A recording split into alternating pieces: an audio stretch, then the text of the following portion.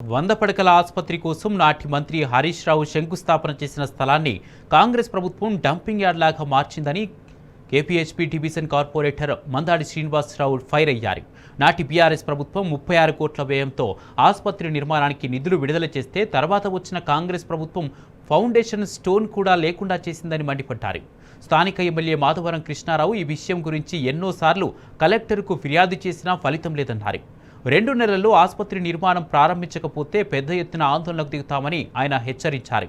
నందమూరి తారక రామారావు పేరు మీద సొంత నిధులతో స్కూల్ నిర్మాణానికి తాను సిద్ధంగా ఉన్న అధికారుల తోడ్పాటు లభించడం లేదని శ్రీనివాసరావు ఆవేదన వ్యక్తం చేశారు.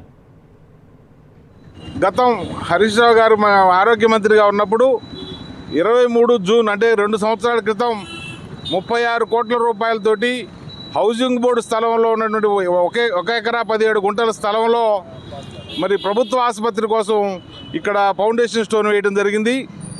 2 సంవత్సరాలు అవుతుంది. కాంగ్రెస్ ప్రభుత్వం రాగానే వాళ్ళు చేసిన పని ఏంటంటే ఆ పైలాన్ని కూలగొట్టడం. మీరు చూస్తున్నారు, ఇక్కడ డంపింగ్ యార్డ్ లాగా అయిపోయింది. ఒక గౌరవ మంత్రివర్యులు ప్రభుత్వ ఆసుపత్రి కోసం వేసినటువంటి ఒక ఫౌండేషన్ స్టోన్ని పగలగొట్టి దుర్మార్గంగా దాన్ని ఒక శ్మశానంలాగా తయారు చేశారు. ఇక్కడ ఒక గార్బేజ్ డంపింగ్ యార్డ్ లాగా తయారు చేశారు. దీన్ని బట్టి చూస్తుంటే ప్రజల సమస్యల మీద ఈ ప్రభుత్వానికి ఉన్నటువంటి చిత్తశుద్ధి ఎటువంటిదో తెలుస్తూ ఉంది.